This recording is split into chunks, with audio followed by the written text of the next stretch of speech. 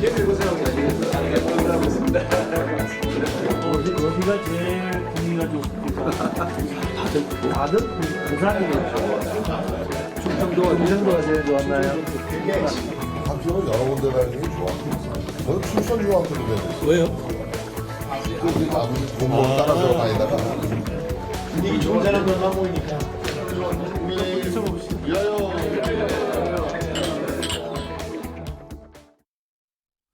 자, 방금 시청자 여러분께서 보신 저 화면이요. 국민의힘의 4선 이상 의원, 그러니까 한 지역구에서 4번 이상 당선되신 국회의원분들과 한동훈 비대위원장이 오늘 점심을 같이 한 자리거든요. 일단 분위기 굉장히 좋죠. 근데 오늘 저 자리가 주목받은 이유는 어제 오후에 국민의힘의 공천 룰이 공개됐기 때문인데요. 여러 가지 내용이 있지만 그중에서 가장 주목을 받은 거는 중진 의원들이 상당히 불리해졌다라는 이런 평가가 나온 룰이 마련됐거든요. 자, 어제 공천관리위원장의 발표 내용 들어보겠습니다. 동일 지역구 3선 이상 다선 의원 조정 지수도 마이너스 15%, 권역별 하위 10%는 컷오프, 권역별 하위 10% 초과 30%, 경선 득표율에서 조정 지수를 적용하는데 마이너스 20%입니다. 윤리위원회 징계 경력자, 탈당 경력자, 보궐선거 유발 중도 사퇴자 등에 대해서 감삼점을 운영합니다. 자, 무슨 숫자 얘기가 많은데요. 간단하게 말씀드리면 3선 이상 국회의원 오래 하신 분들 똑같은데 또 나가시면 마이너스 하겠습니다. 점수 깎습니다. 이게 핵심이거든요. 화면 좀 보시죠. 좀 정리가 돼 있습니다. 동일 지역구 3선 이상 의원이 지금 22명이에요. 왜냐면 원래 24분인데 2분은 이제 불출마 얘기를 꺼내놓거나 아니면 다른 지역구 간다 그러니까 해당 사항이 없어요. 근데 어떻게 되냐면 일단 3선 이상 되신 분이 같은 지역구 또 나오면 일단 15% 점수를 감산합니다. 얻은 득표에서 15%를 줄이는 거예요. 그리고요, 만약에 그분이 평가 점수가 10에서 30%에 속하게 되면 여기서 추가로 20%가 또 줄어들어요. 그런데요, 여기에 대해서 만약에 과거에 탈당해서 뭐 무소속 출마라도 했으면 7%가 또 줄어듭니다. 그럼 최대 42%, 거의 절반에 가까운 점수가 날아가는 겁니다. 그냥 굉장히 불리할 수 있죠. 이런 상황이 됐습니다. 앞서서는요, 오찬 때 인사하는 모습 보였잖아요. 이 공천 룰과 관련해 오늘 이 4선 이상 의원들 오찬에 참석하신 분들이 끝나고 나서 기자들 질문을 받거든요. 한번 들어보시죠. 대화 잘 나눴습니다. 선수가 뭐 어떤 룰을 탓할 수 있냐, 안 그렇습니까? 저희 같은 경우에 뭐 최선을 다해서 하는 거고, 다 그런 어떤 룰에 대한 그런 어떤 얘기가 없었어요. 다 긍정적으로 받아들이는 그런 분위기. 제가 과거에는 안 해오던 시스템 공천을 보수당에서 처음으로 실시하게 된 것인지 그 취지에 대해서 설명드렸고, 그 취지에 대해서 굉장히 잘한 것이다 라는 대부분의 반응이 있었습니다. 그래서도 또 불만이 좀 나오고 있는데 요거에 대해서 좀 어떻게 보세요? 그런 말씀을 저한테 하시지는 않던데요. 자, 최영두 국민의힘 의원 나와 계신데요. 이게 특히 이제 중진들, 특히 영남권의 중진 의원들이 많이 계시거든요. 이분들 상당히 불리해진 거 아니냐는데 이거 어떻게 평가하십니까? 지금 어제 공천룰. 일견 그렇게 보이지만 사실은 영남 지역 쭉 그 우리 당의 공천사를 보면은 사선 이상은 컷업을 시켰습니다. 경선조차도 기회를 주지 않았습니다. 과거에. 예. 그런 게 4선 이상, 5선 이상 뭐 컷업되기도 했고, 또 신인들한테는 지금은 이제 뭐 감산 좀 득표율의 15% 감산이지 않습니까? 그게 하고 이전 공천 때는 정치 신인들 혹은 청년들에게는 20점, 그러니까 20% 포인트를 더 줬어요. 그건 어마어마한 거죠. 그렇게 파격적인 것도 있었습니다.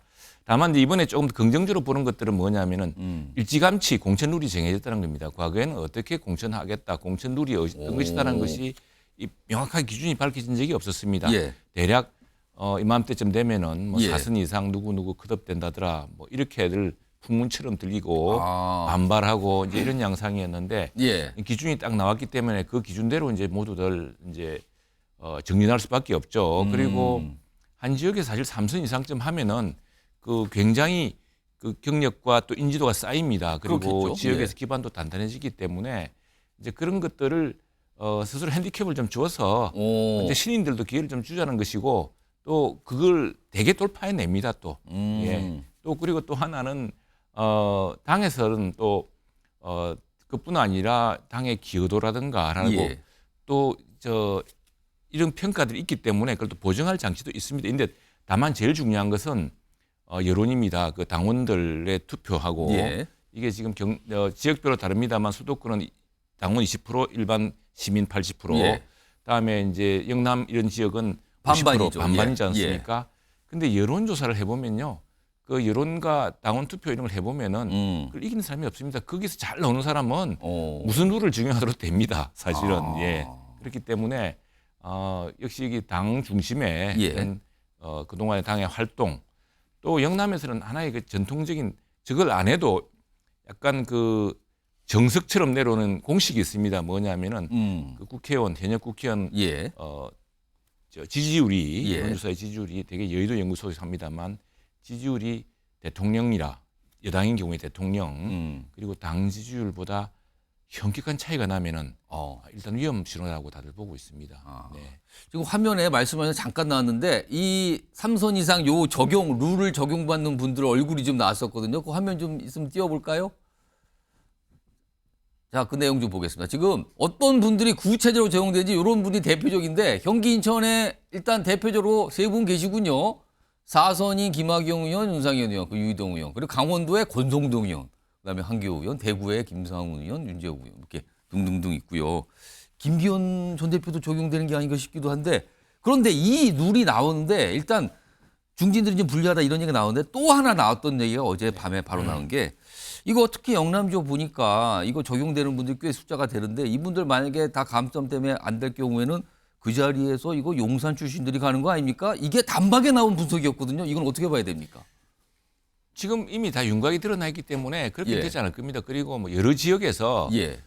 그동안은 당 주변에서 활동하신 분, 또 공직에서 활동하신 분, 또 오랫동안 정치를 꿈꿔오신 분들이 예. 굉장히 열심히 뛰고 있습니다. 지금 나와서 쉽게 이 경선으로 가기 때문에 예. 전략 공천을 받으면 모르겠습니다만 그러나 전략 공천이라는 게 쉽지가 않습니다. 예. 대개는 왜냐하면 그럴 경우에 무소속으로 나간다거나 또는 뭐 신당으로 나가버린다고 하면은 표가 분산되어서 아주 그 선거가 대부분의 경우에 그렇게 뭐 크게 일방적으로 이기는 그런 지역이 별로 없습니다. 그런 지역에 표가 분산되면은 예. 어부지리도 또 민주당이나 다른 당에게 야당에게 이득을 줄 수 있기 때문에 예. 모두 경선을 치러야 됩니다. 그리고 최근에 이제 한동안 뭐 민주당 주변에서 뭐 검사 출신들이 다 할 거라 그랬습니다만 오히려 최근에 보면은 검찰에서는 검사 출신이 정치권에 출마 선언을 한다거나 이런 것에 지금 굉장히 큰 조사를 하고 있고 오히려 예. 중징계를 하고 있는 그런 예. 상황입니다.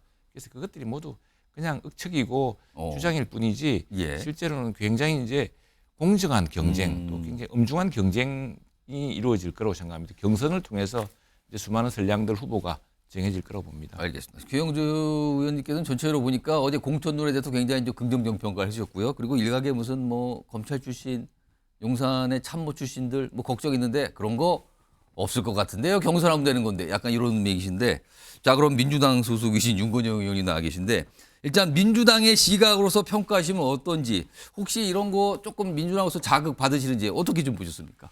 우선 민주당은 시스템 공천이 갖춰져 있습니다. 그래서 아마 국민의힘당에서는 지금 시스템 공천을 도입하려는 것 같아요. 예. 그런 측면에서 보면 나름 의미가 있다고 봅니다. 다만 시스템 공천이 성공하려면 두 가지 요인이 뒷받침이 돼야 됩니다. 우선 첫 번째로는 사전에 예령을 오래 줘야 됩니다.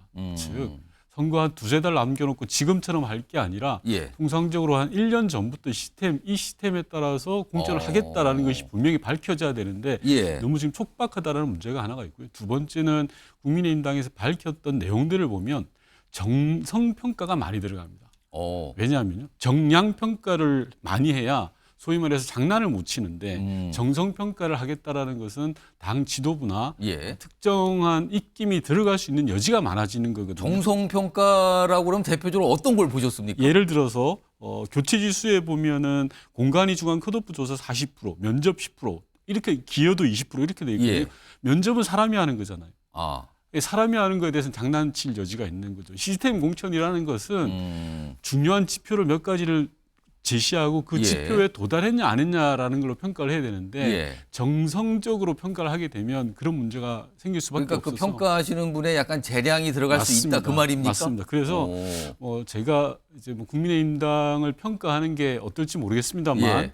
포장은 시스템으로 하겠다라고 하지만 실제 결과는 윤심 공천으로 흐르지 않겠냐라는 생각이 드는 거고요. 예. 결국 한동훈 비대위원장께서 나오신 건 윤석열 정부를 지키겠다. 윤석열 정부를 호위무사들을 내보내겠다라는 취지로 읽혀지는 예. 그런 공천 룰인 것 같습니다. 두 분 엇갈리는 분석, 뭐 예상대로 주석 정당이 다르신 것만큼 엇갈리게 평가하셨는데요. 두 분의 논평은 공천 그리고 총선이 끝나면 압니다. 어떤 평가 나오는지요. 요거는 뭐 지켜봐야 될 문제고요. 자, 이 상황과 관련해서 어제 공천론과 관련해서 그러면 이게 어떤 영향을 어디로 줄 것인가 이걸 또 오늘 여러 가지 말들이 있는데 먼저 화면 좀 보겠습니다. 갑자기 이제 박지원 전 국가정보원장이 이 공천론과 관련해서 이준석 전 대표 얘기를 해요. 그러면서 축하 말씀을 전한다. 갑자기요? 탈당하신 분인데 축하한다 그랬어요. 이유는 국민의힘 3선 이상이면 영남 출신이 다수인데 뭐 검핵관, 용핵관 살리고 당의원 죽이는 공천한 살 예상. 그러니까 이런 분위기 속에서 아마도 이런 취지인 거죠. 이런 분위기가 있으니까 탈당을 해서 밖에 있으면은 이준석 전 대표 신당으로 갈 수도 있다. 막 이런 취지의 얘기를 하면서 축하한다고 얘기를 하는 거예요. 자, 반면에요. 그런 일이 있겠습니까? 경선인데요. 이렇게 또 얘기하신 분이 있거든요. 그럼 목소리로 들어보시죠. 비록 아쉽게 공천이라든가 이런 거에서 낙천론이 돼서 국회의원을 더 하지 못하더라도 정치를 그만두는 건 아니에요. 국회의원 말고도 여러 가지 자리에서 국가와 사회를 위해서 그리고 당을 위해서 봉사할 기회가 부여가 되거든요. 그래서 그분들이 생각하는 것처럼 개혁신당이나 다른 당으로 막 튀어나가서 이렇게 정치하고 하기는 굉장히 어려운 상황이라는 점을 신당 김용남 전 의원이 탈당을 하고 예. 그리고 전국적으로 이게 이제 예사롭지 않으니까 일찍 이걸 확정한 것 같아요. 아, 이거 개혁신당으로 이렇게 이탈할 수 있는 가능성을 원천 봉쇄하는. 그러니까 현역은들을 어쨌든 경선은 좀 붙여줘야겠다. 이런 그러니까 약간 그런 전망이 좀 보이게 했다는 거예요. 자, 송영훈 국민의힘 법률전문위원 나와 계신데요. 그러니까 개혁신당으로 갈 뭔가 문을 열어놓은 거다. 아니다. 뭐 경선까지 하고 있는데 이거는 그런 거 없다. 원천 봉쇄를 한 거다. 뭡니까? 어느 쪽으로 보십니까? 생각보다요, 이 룰이 3선 이상 중진 분들께 그렇게 많이 불리한 룰은 아닙니다. 제가 한번 계산을 해봤는데요. 이제 3선 이상 동일 지역구 중진들 중에서 하위자가 아니고 그냥 15% 감산을 받으면요. 그 40세 정도 되는 이제 신인 남성하고 붙었을 적에 57대 43이 나오면은 이제 신인이 이깁니다. 그런데 이제 58대 42가 되면은 그 중진 의원이 다시 경선에 승리하는 그런 구도거든요. 6대 4 정도 되면은 중진이 이기는 그런 시스템이기 때문에 이게 그렇게 많이 불리한지 저는 잘 모르겠고요. 그다음에 이분들이 탈당하고 나가서 만약 개혁신당에 가담한다. 그러면은 그 개혁신당은 옛날 2000년에 민주국민당처럼 될 겁니다. 그때 이제 뭐 김윤환 전 한나라당 대표, 조순 전 한나라당 총재, 뭐 이수정 전 총리, 박찬종 전 대선 후보, 기라성 같은 분들이 나가서 이제 그분들이 다 한나라당의 개혁공천에 밀려서 나갔잖아요. 그래서 그 민주국민당을 만들었는데 굉장히 창대한 목표를 내걸었지만 최종 의석수가 2석이었거든요. 저는 혹시 그렇게 나가시는 분들이 있다고 해도 우리 정치의 선례를 봤을 때 결국은 민주국민당의 전철을 밟는 것 정도에 불과할 것이다 이렇게 봅니다. 민주국민당 얘기까니까 굉장히 멀리 갔어요. 지금 시청자 여러분께서 기억이 나시는 분도 있고 무슨 소리입니까? 그런 당이 있었어요 하시는 분도 있을 것 같은데 아무튼 그런 사례가 있었다는 겁니다. 김성환 평론가는 어떻게 보십니까? 이 공천룰의 영향 이걸 이준석 전 대표의 신당과 연결지어서 지금 박지원 전 원장은 얘기를 했거든요. 그리고 다른 분들은 에이 그럴 리가 있겠습니까? 라고 또 전망을 해주셨고요. 에이, 그럴 리가 있겠습니까? 의원들 중에서 공천 탈락하는 의원들은 틀림없이 나올 거고요. 그 의원들이 어떤 방식으로든 이준석 전 대표하고 합류할 가능성은 여전히 남아있다 이렇게 봐야 될 것 같습니다. 그러니까 한동훈 비대위원장이 왜 공천룰 발표하는데 3선 이상 의원, 4선 이상 의원들 다 이렇게 만나겠어요. 당이 흔들리면 안 되겠다고 하는 생각 때문에 일단 단속했다. 이렇게 해석할 수밖에 없지 않겠습니까? 예. 그러니까 저는 이제 공천을 만드는 거 이렇게 보면서 핵심은 뭐라고 생각하느냐면요.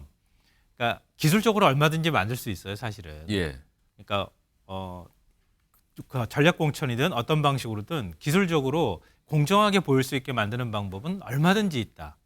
근데 더 중요한 건 뭐냐면 모든 의원이 비유는 아니잖아요. 그러니까 대통령한테 반기를 들거나 아니면 그동안에 불편하거나 아니면 협조를 제대로 안 했던 의원들 몇 명을 어떤 방식으로든 정리하는 것. 그걸 다른 사람이 이의제기 못하는 방식으로 정리할 수 있는 방법이 무엇이냐. 예. 이게 중요한 거 아니겠습니까? 그러니까 거기에 걸리느냐 안 걸리냐의 문제인 거지. 지금 어제 발표가 된 그 공천 룰에는 그런 장치가 지금 숨어 있다고 보시는 겁니까? 그럼요. 그게 왜 안 숨어 있습니까? 그리고 그 형식적으로 공천 룰은 그렇게 만들어져 있다 하더라도 누가 가느냐도 중요하잖아요. 누가 가느냐, 어떤 상대가 그쪽 지역구로 가느냐, 이게 일단 굉장히 중요하고요. 또 하나 중요한 점은 그러니까 수도권은 국민 여론이 80% 들어가잖아요. 예. 근데 영남 지역은 당원 50에 국민 여론 50이잖아요. 예. 근데 한동훈 비대위원장이 우리 당이 변해야 됩니다. 혁신 공천해야 됩니다. 이렇게 얘기를 하는 그 메시지가 당원들한테 어떻게 읽히겠습니까? 우린 지금 지역구 의원 좀 바꿔야 되는 거 아니야? 이런 메시지를 읽히지 않겠어요? 그러니까 당원 비율이 수도권이나 뭐 이런 데는 좀 이른바 험지라고 하는 데는 한 20%밖에 안 들어가는데 예. 비대위원장이 어떤 발언을 하는가를 유심히 지켜보면서 자기의 표나 의사선택을 하는 당원들 비중을 50%로 늘려놓으면 기본적인 감산이 이루어지는 데다가 당원들이 제대로 선택을 하지 않으면 훨씬 더 많은 표 감산이 이루어질 수밖에 없다는 거예요.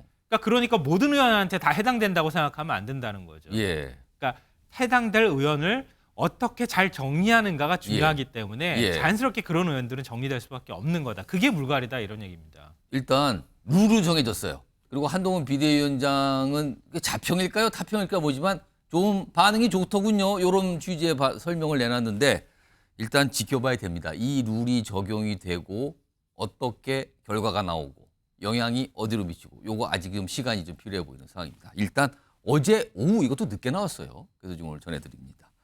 자, 이런 가운데 지금 다룬 문제가 핵심이 3선 이상 같은 지역구에서 계속 당선되신 국민의힘 의원분들과 관련된 룰 얘기를 한 거거든요. 근데 다음 이 등장하시는 분은 이미 6번을 하신 분이 계시는데요. 제목으로 보겠습니다. 박근혜와 화해하고 싶다. 갑자기 화해 얘기를 오늘 꺼내놓으신 분이 있습니다. 김무성 전 대표인데요. 일단 요 제목의 얘기, 요 제목의 요 발언부터 좀 들어보겠습니다. 제가 여당의 당대표가 됐는데 독대라는 걸 한 번도 못했다니까요. 욕을 했음에도 불구하고 최순실 사태가 났을 때에 저희들 같은 사람 만나가지고 대화를 했다면은 그런 지경까지 가지 않았을 겁니다. 저는 박근혜 대통령과 화해하고 싶습니다. 그런데 섣불리 그런 제안을 하기가 참 어려운 그런 관계입니다. 최영두 의원님, 이 궁금해지잖아요. 갑자기 박근혜 전 대통령과의 화해 얘기를 꺼내놨단 말이에요. 사실은 그동안 굉장히 안 좋고 탄핵을 계기로 굉장히 멀어진 사이로 뭐 세상이 다 알게 됐는데 갑자기 이런 얘기를 꺼내놨는데 일단 그게 하나 궁금하고요. 박근혜 전 대통령도 같은 생각일까? 화해하고 싶을까? 이겁니다. 최근에 이제 박근혜 전 대통령의 회고록이 지금 연재되고 있습니다. 그 제목 뒤에도 한번 읽어봤는데 읽어보면은 지금 저 김무성 전 대표가 하신 저 이야기입니다. 독대를 신청했는데 독대를 하지는 못했다. 그래서 전국을 같이 이야기하고 싶은데 안타까웠다 이런 대목을 이야기하지 않았습니까? 그런데 똑같은 맥락에서 이야기를 박근혜 전 대통령이 그 회고록에서 이야기를 하고 있습니다. 뒤에 알았다.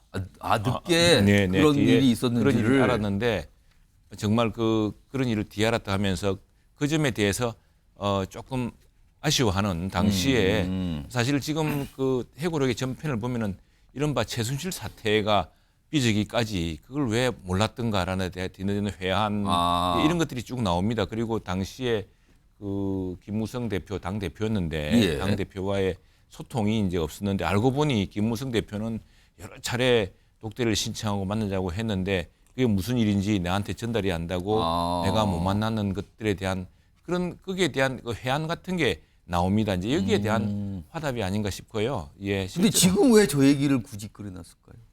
왜냐하면 저희 당으로서는 우리 당으로서는 그 탄핵까지 이르면서 당시 여당이 탄핵을 야당과 함께 연합해서 하지 않았습니까? 그렇습니다. 그리고 그 당시 당 대표이시기도 하고 그 당시 원내대표도 있었고 이제 그러다 보니까 이 문제에 대해서는 이건 어쨌든 정치적으로 크게 한번 풀고 나갈 숙제죠. 이 문제에 대해서 어떤 서로 허심탄회한 무슨 토로도 있어야 되겠고 또 이 문제에 대해서 정말 화해가 있어야 되죠. 예, 그렇게 해야지만이 그 왜 그런 불행한 사태가 빚어졌던가 예. 그리고 당시에 왜 그런 사태를 피하지 못했던가에 대한 역사적 교훈도 한번 다시 되시게 되고 그러지 않겠습니까? 제가 궁금한 거는 왜 지금이냐인데 이거 혹시 윤건영 의원께서는 생각하신 바가 있습니까? 왜 지금 화해 얘기를 지금 꺼내놓을까요? 간명한 거 아닌가요? 출마하려고 그러시는 것 같은데요. 출마하고 연관이 있다고 보십니까? 예. 어찌됐든 박근혜 전 대통령이 대구 경북 지역에서는 여전히 영향력이 크고 김무성 전 대표께서 다시금 출마할 생각을 가지고 계시고 그러다 보니까 국민의힘당에서 나름 지분이 가지고 계시는 박근혜 전 대통령에 대한 화해의 손을 내민 거라고 봐집니다. 과연 그 화해의 손이 성공할 거냐 실패할 거냐 그건 국민들이 판단하시고 지역 주민들이 판단하실 텐데 예. 대체적으로는 장강의 뒷물이 앞물을 밀어내죠. 그게 역대 선거의 흐름이었고 결과였지 않겠습니까? 예. 그렇게 봐야 되지 않을까 싶습니다. 그러니까 지금 일단 박근혜 전 대통령과 화해하고 싶다라는 얘기를 오늘 언론 인터뷰에서 꺼내놓으면서 일단 그 대목이 좀 주목을 받았고요. 앞서서 김무성 전 대표는 출마 선언을 했거든요. 근데 당시에 출마 선언에서 왜 다시 총선에 나서는가에 대해서 여러 가지 이유 중에 가장 중요한 이유는 후배들이 잘 못하니까 내가 나서는 거다. 잘했으면 안 나왔다였거든요. 오늘은 다른 이유도 좀 내놓았습니다. 들어보시죠. 육선 응원한 사람이 선수 한 번 더 달아봐야 저한테 무슨 의미가 있겠습니까? 저는 좀 쓴소리 잔소리 하려고 합니다. 선거 때마다 50%씩 물갈이 해가지고 들어온 정치 신인들이 정치를 더 발전시켰으면 제가 설 자리가 없는 거죠. 그런데 지금 국민들이 많이 비판하고 있지 않습니까? 원회에서 이야기하니까 효과가 없어요. 아이고 내 바지 달고 내가 좀 이야기 좀 해야 되겠다. 이런 충동을 느끼게 된 겁니다. 탈당을 해서 탄핵을 하셨던 분 아닌가요? 같은 당 후보를 대통령을 내고 나중에 그분들이 나가서 탄핵을 야당과 더불어서 탄핵을 주도했던 분 아닌가요? 지금 뭐 다 원인이 있지 않습니까? 자, 송영훈 의원. 그러니까 김무성 전 대표의 출마 이유, 아까는 후배들 얘기가 앞서 나왔는데 오늘 한 얘기는 그럼 국회의원이 돼서 원회에서 아무리 얘기를 해도 소용이 없더라. 그러니까 국회에 들어가서 내가 국회의원이 돼서 쓴소리 잔소리를 하고 싶어서 지금 내가 출마하는 거다. 이런 취지인데요. 국민의힘 내부 지금 이 김무성 전 대표의 출마를 바라보는 국민의힘 내부의 분위기는 전반적으로 어떻습니까? 그 장소의 정치학에 대해서 얘기를 안 할 수가 없는데요. 어제 이제 김무성 전 대표가 출마 기자회견을 부산광역시 의회에서 했지 않습니까? 그게 좀 저는 유심히 눈에 들어오더라고요. 부산광역시 의회. 예. 왜냐하면은 우리가 이제 총선 출마자들이 원내가 아니고 원외인 경우에 가장 출마 선언을 하고 싶어하는 장소가 공통적으로 국회 소통관 아닙니까? 통상 그렇죠. 그렇죠. 근데 이제 육선이나 하셨고 우리 정치의 원로이신데 국회 소통관에서 안 하고 부산광역시 의회에서 하셨단 말이에요. 그게 소통관에서 안 하신 건지 못 하신 건지 저는 모르겠는데 어쨌든 통상적이지 않다는 느낌 받았습니다. 그리고 쓴소리는 이제 밖에서도 할 수 있죠, 사실은. 본인은 지금 말씀하시기를 내가 밖에서 쓴소리를 하니까 잘 안 듣더라라고 하시는데 뭐 누가 뭐라고 해도 육선까지 하셨고 여당 대표까지 하셨고 우리 정치의 존경받는 원로입니다. 밖에서 말해도 충분히 귀를 기울일 거고 오히려 육선을 넘어서 7선까지 하겠다고 했을 때 왜 그걸 꼭 해야 됩니까? 당신이 아니면 안 됩니까? 그다음에 여태까지 6번이나 국회의원을 하셨는데 뭘 하셨습니까? 라는 질문에 대해서 굉장히 뭔가 본인의 입증 책임이 세질 거라고 저는 그렇게 판단합니다. 그러면은 제가 질문을 드렸는데 즉답은 안 하고 이렇게 애둘러 말씀하시는 건데 분위기가 그다지라 이 뜻입니까 지금요? 김무성 전 대표 본인께 한번 물어보시면 좋을 것 같습니다. 언론에서. 또 다시 한번 또 애둘러서 말씀하셨는데 알겠습니다. 아무튼 뭐 이런 반응이에요. 요거 짧게 김성환 평론가는 어떻게 보셨어요? 이 출마. 유승민 전 의원 보면 알지 않습니까? 그거 한마디로 다 정리되는 거 아닌가요? 어떻게 합니까? 잘 모르겠는데 설명 좀 추가해 주시죠. 똑같이 지금 배신자로 낙인 찍혀 있는 거잖아요. 그러니까 2016년 총선 때 사실 원인 제공은 전 박근혜 전 대통령이 했다고 보는데요. 그때 이제 무대가 옥새 들고 나르샤 해서 영도다리로 갔잖아요. 사진 아마 많은 분들이 기억하실 거예요. 있습니다. 그래서 다 이겼던 선거 졌다. 뭐 이런 얘기까지도 나왔었던 거고 그게 그 갈등이 결국은 탄핵으로 이어질 수밖에 없었던 거거든요. 근데 뭐 그 전사는 빼놓고 얘기한다 하더라도 유승민 전 의원이 계속 이렇게 당내 쓴소리를 하잖아요. 결국 굉장히 이제 당 안에서 미움을 받는 처지가 된 거잖아요. 근데 유승민 전 의원도 부담스러운 상황인데 무대까지 들어가서 쓴소리를 하겠다? 이거 얼마나 부담스러웠겠습니까? 대통령하고 대통령실이 이렇게 무게감 있는 쓴소리를 하는 사람이 들어오기를 반겨할까요? 저는 그렇게 반겨할 거라고 생각하지는 않습니다. 그러니까 당내 분위기가 저는 자연스럽게 안 좋을 수밖에 없는 건데. 근데 한 가지 지금 이게 글쎄요, 그게 벌어질지 안 벌어질지는 모르겠어요. 근데 출마 선언과 동시에 무슨 얘기를 꺼냈냐면 본인이 이제 예를 들어서 컷오프 등 이렇게 해서 아예 탈락이 될 거는 무소속과 출마까지 고려할 수 있다라고까지 얘기를 꺼내놨거든요. 이거 송영문 의원. 그러면 이거는 사실 부산에서 김무성 전 대표가 무소속으로 출마한다는 거는 이거는 국민의힘 입장에서는 대단한 타격 아닙니까?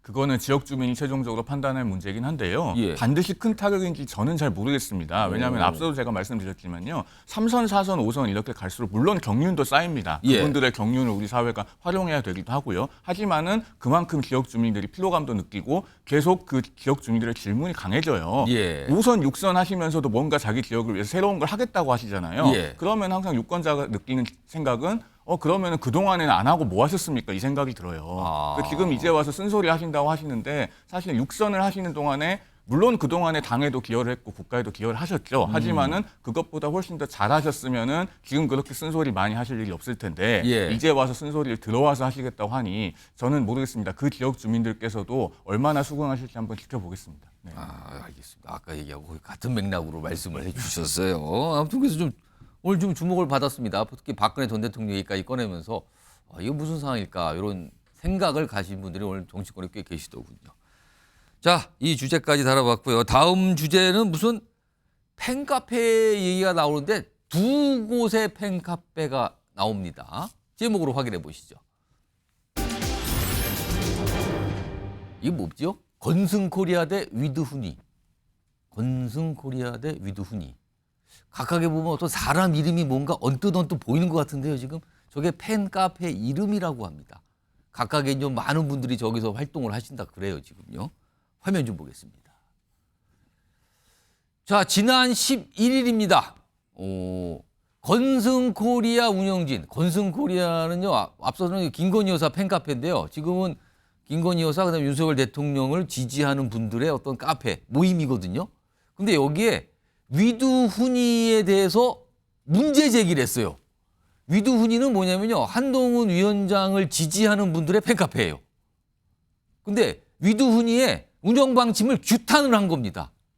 그래서 무슨 공문을 국민의힘 중앙당에 제출했어요. 뭐 좀 이거 막아달라고. 왜 그런가 하면 위두훈이 그 팬카페에서 글도 올리고 하는 활동 중에 특검법을 지지하는 그런 취지의 글들 그리고 뭐 김건희 여사에 관해서 지적하는 이런 글들 그런 글들이 있었대요. 근데 왜 이걸 그냥 둡니까? 라고 불만 제기를 하면서 국민의힘에다가 문제 제기를 한 거예요. 그러니까 이런 거예요. 지금 건승코리아 측은 위두훈이 내부에 영부인을 비방하고 특검 찬성을 주장하는 세력이 활동하고 있다. 가만두면 안 된다. 조치를 취해달라. 이렇게 얘기를 했답니다. 근데 이걸 당이 조치를 취할 수 있는 건지 없는 건지 모르겠는데 이와 관련해서요. 국민의힘의 목소리가 좀 있습니다. 들어보겠습니다. 제가 알고 있는 거는 그 우리 비대위원장 팬클럽이 자생적으로 운영이 되고 있는 거고 우리 한동훈 비대위원장은 그거 뭐지? 제명마을? 제명인의 마을?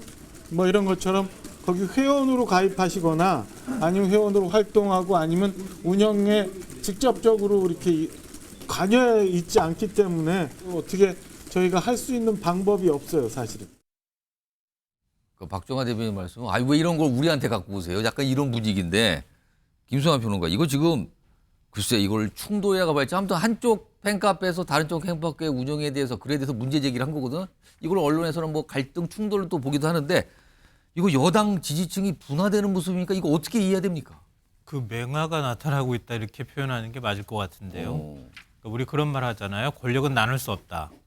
근데 지금 권력 1인자와 2인자가 같이 협업을 해서 총선에 대응해서 이기겠다 이런 전략을 짜고 있는 거잖아요.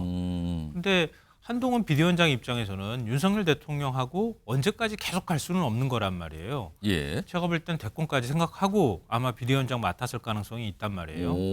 근데 어찌됐든 간에 그 2인자로서 윤석열 대통령을 배신하는 일을 할 수 없잖아요. 우리도 적극적으로 윤 대통령 그리고 또 김건희 여사를 보호하는 역할을 하고 있는 거 아닙니까? 김건희 특검법에 대해서도 악법이다 규정을 하고 이태원 참사 특별법에 대해서도 그것도 역시 국론 분열이다 이렇게 얘기를 하잖아요.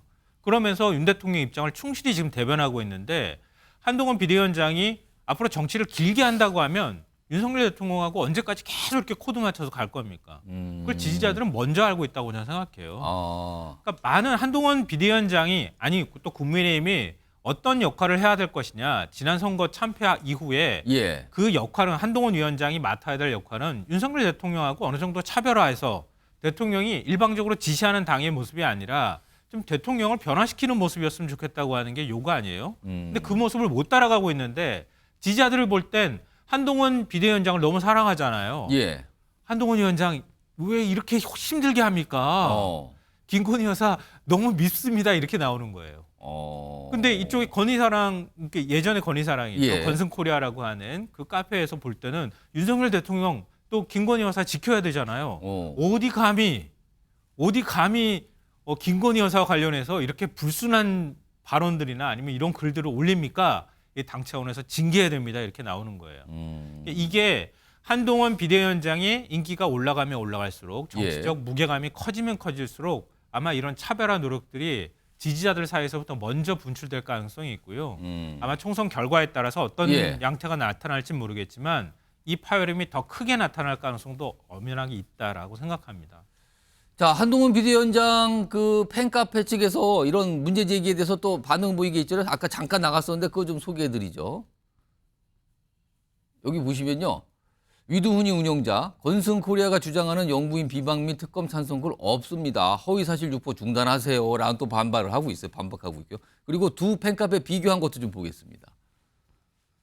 자, 여기 보면 만든 식이나 뭐 이런 게 다른데 건승코리아, 건사랑 이렇게 되어 있죠. 여기는 지금 윤석열 대통령 부부를 지지하는 팬카페인데 2021년 12월 그리고 한 8만 5천 명 정도 회원수라 그래요. 그리고 위두훈이는 2020년 7월.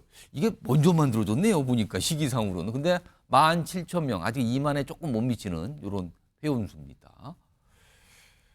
정영훈 의원. 이거 무슨 현상일까요? 이거 좀 어떻게 봐야 됩니까? 근데 저는 이거 의미 부여가 좀 과도하다고 생각을 해요. 왜냐하면 과도하다. 네. 우리 국민이 5,100만 명인데 방금 저 숫자 나왔습니다만은 두 팬클럽 합해봤자 우리 국민의 1%도 안 되지 않습니까? 그리고 여기에는 중복 가입돼 있는 분들도 분명히 계시거든요. 중복 가입자도 있을 것 같다. 그럼요. 충분히 있죠. 충분히 있고 사실은 정치인 팬클럽은요, 자기들만이 그 정치인을 지킬 수 있고 뭐 올바르게 견인할 수 있다는 그런 자의식이 굉장히 강한 경우가 있어요. 거기다가 또 집단의식의 영향도 받고, 그래서 자기들만이 그 정치인의 호위무사가 될 수 있다고 자처하기 때문에 사실은 동일한 정치인의 팬클럽 간에도 여러 그룹이 분화돼서 서로 싸우는 경우가 굉장히 많습니다. 사실은 여의도에는 그런 사례들이 익히 잘 알려져 있고요. 그래서 이런 거에 대해서 하나하나 의미 부여를 할 필요가 없고, 그 정당은 또 이런 사적 결사인 어떤 팬클럽의 행위에 대해서 딱히 어떻게 제재를 하거나 뭐 조치를 할 수도 없지 않습니까? 그렇습니다. 그런 거는 일종의 가십성으로 봐야 되고, 그다음에 이번에 그 이재명 대표 피습 사건에서도 보듯이 이제 팬덤 정치가 우리 정치를 과연 발전시켰는가 하면은 그렇지 않거든요. 그런 점에서 봤을 때 이런 거는 그냥 지나가는 얘기 정도로 묻어두고 넘어가는 게 적절할 것 같습니다. 아니 이게 팬덤 정치 아닙니까? 예전에 국민의힘이 이재명 대표나 아니면 문재인 대통령 팬카페, 팬클럽에 대해서 공격했던 게 바로 그런 거 아니에요? 아니 그러니까 이런 팬클럽은 그런 자체적인 사적 결사이기 때문에 정당이 어떻게 관여할 수도 없고 간섭할 수도 없다는 거죠. 그리고 이거를 크게 키워서 조명하는 것 자체가 오히려 팬덤 정치의 영향력을 키워주는 거라는 뜻입니다. 팬카페, 팬덤 하면 또 민주당이 경험이 많아요. 윤건영 의원 나와 계신데요. 그동안에 진짜 이 정권이 여러 번 거쳐가면서 민주당과 관련된 팬카페, 팬덤 굉장히 많았거든요. 규모도 크고. 지금 이 경쟁 정당에서 약간 뭔가 모습이 좀 나타났는데 이거 어떻게 보고 계십니까? 갈등의 씨앗이죠. 씨앗입니까 이거는? 분명합니다. 이거는 지금 현상을 가지고 과대포장할 수는 없습니다. 다만 현재 권력과 미래 권력이 언젠가는 벌어질 충돌을 미리 보여주는 거라고 생각합니다. 민주당 소속으로서 경험칙입니까 지금요?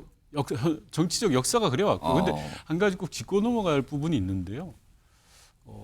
현재 권력을 나타내는 팬카페에서 건승코리아라고 돼 있지 않습니까? 역대로 보면 대통령에 대한 팬카페였지 영부인이 들어갔던 팬카페는 없습니다. 요건 좀 약간 특징이 있는 겁니까? 중요한 포인트라고 봐지죠. 오히려 영부인이 앞세우는 거죠. 건승코리아라는 부분은. 이 모체가 건희사랑이었잖아요. 그러니까 이 부분 자체가 현재 국정 난맥을 좀 보여주는 거다라는 거 먼저 좀 짚고 넘어가야 될 것 같고요. 두 번째로는 제가 모두에 말씀드린 것처럼 이 부분은 분명한 분열과 갈등이 맹합니다. 윤석열 정부가 출범한 지 이제 곧 2년이 돼 오지 않습니까? 우리나라는 단임제 5년 대통령제 국가입니다. 그러면 예. 집권 후반기가 되어 오면 미래 권력이 태어날 수밖에 없죠. 그 미래 권력의 싹과 현재 권력이 조금씩 충돌하기 시작하는 그 지점이다. 물론 이게 뭐 어떻게 갈지는 아무도 모릅니다. 현재에 대한 분석은 분명하게 이렇게 이해하고 넘어가야 된다고 생각합니다. 최영두 의원 말씀도 들어봐야겠는데요. 예, 이게 사실은 맞습니다.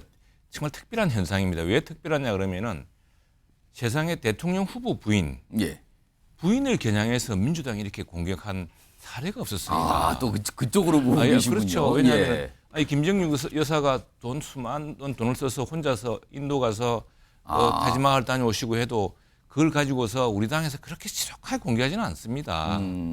그런데 자 등장 초기부터 검찰총장 이제 그만 사퇴 압박 받을 때 그때 주로 어떻게 지금 이른바 도이치모터 사건도 다 털고 해서 안 나온 걸 다시 울고 먹는 겁니다. 그리고 뭐라 그랬습니까? 줄리라는 이름을 붙여가지고 그 누가 한번 사과 한마디 했습니까?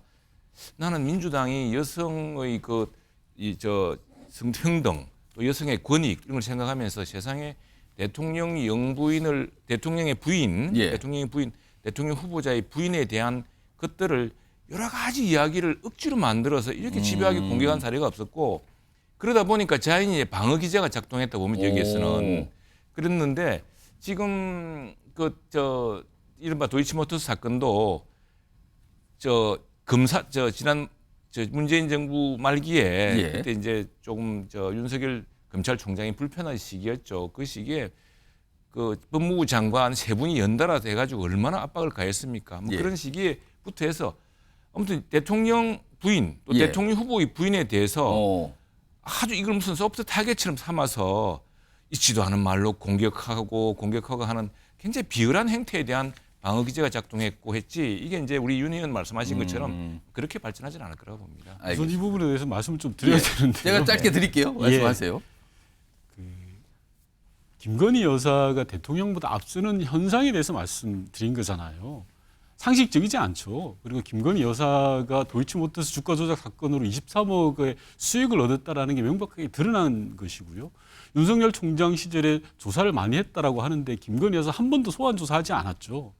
제대로 수사를 안 했던 겁니다. 검찰총장이라는 우산 아래서 보호받았던 겁니다. 그래서 진실을 밝히자라는 겁니다. 그리고 윤석열 정부 하에서 궁지에 몰리기만 하면 전임 정부에 대해서 끄집어냅니다. 그러지 않았으면 좋겠습니다. 지금은 윤석열 정부 2년차, 이제 곧 3년차가 됩니다. 그렇다면 현 정부를 잘 운영할 것으로 돌아가야 되는데 저희가 김건희 여사에 대해서 진실을 밝히자 그러면 과거를 또 소환합니다. 이래서는 저는 좀 안 된다고 생각을 합니다. 우리 이 대목은 좀 약간 좀 변명을 더 해야 될 것 같습니다. 그래서 사실은 이 사건에 대해서 도이치모터스 주가 조작 사건에 대해서 1심 판결이 나왔습니다. 그리고 김건희 여사와 비슷한 경우가 90여 명이 되는 이런 전주가 있습니다. 그 전주 중에 누구도 유죄 판결을 받지 않았습니다. 누구도 범죄 혐의가 입증되지 않았습니다. 그리고 당시에 윤석열 검찰총장을 제척하고 이른바 그 당시에 친문 검사들이 얼마나 칼날을 휘둘렀습니까? 압수수색도 수십 분 가까이 하지 않았습니까? 그 사건인데 정말 이 대목은 정말 좀 신점하고 그리고 김건희 여사도 나름대로 성공한 프로페셔널이었습니다. 알겠습니다. 분명한 거는 인정해 주셔야죠. 윤석열 정부에서도 그렇고 문재인 정부에서도 수사를 안 했다는 겁니다. 23억이나 차익을 얻었는데 단 한 번도 소환 조사를 안 하셨잖아요. 소환할 보통의 사람 같으면 2,300만이라도 수익을 얻었으면 소환을 10대 번 받았을 겁니다. 그런데 이제까지 단 한 번도 소환 조사 받지도 않았고 서면 조사도 제대로 받지 않았잖아요. 조사를 제대로 하고 진실을 밝히자는 겁니다. 알겠습니다. 90여 명의 똑같은 경우가 있습니다. 그 사건과 똑같이 처리했을 겁니다. 자, 두 분 의원님 이제 정리되셨죠? 네. 알겠습니다. 지금 뭐 예상컨대 이런 의견 차이가 국회도 그렇고 여기 두 분 의원도 소속 정당이 다른 만큼 또 의견 차이가 많이 보이고 계십니다. 자, 제가 지금 화면으로 좀 나와 있는데요. 앞서서는 두 팬카페가 뭔가 좀 갈등처럼 비춰지는 모습 이걸 소개해드렸는데 최근에 한동훈 비대위원장 사진을 이렇게 다른 분들한테 보라고 이렇게 올리시는 분들이 꽤 많은데 여기 화면 좀 보겠습니다. 최근에 보면요. 여기 제목이 이래요. 윤 정부 내각 출신들 그리고 뭐 의원분들 등도 너도 나도 한동훈 사진 걸리기 이렇게 돼 있는데 뭐냐면요. 박문구 전 장관 본인 SNS 배경사진을 이렇게 한동훈 비대위원장과 딱 같이 찍은 사진을 딱 올려놨어요. 근데 이게 왜 주목을 받냐면 통상 어떤 대통령 임기 중에 치러지는 전국 단위 선거에서는 대통령과 찍은 사진을 많이 알리면서 지지해 주세요. 이런 거거든요. 근데 한동훈 비대위원장 사진을 많이 내걸고 있습니다. 그리고 옆에 좀 보겠습니다. 여기 보면 정황근 전 농림축산식품부 장관도 역시 SNS 프로필에 이런 사진을 올립니다. 한동훈 장관이 뭔가 뒤에서 이렇게 밀어주는 것 같잖아요. 꼭 지금 보면은. 이런 사진을 올렸다고 합니다. 다음 보겠습니다.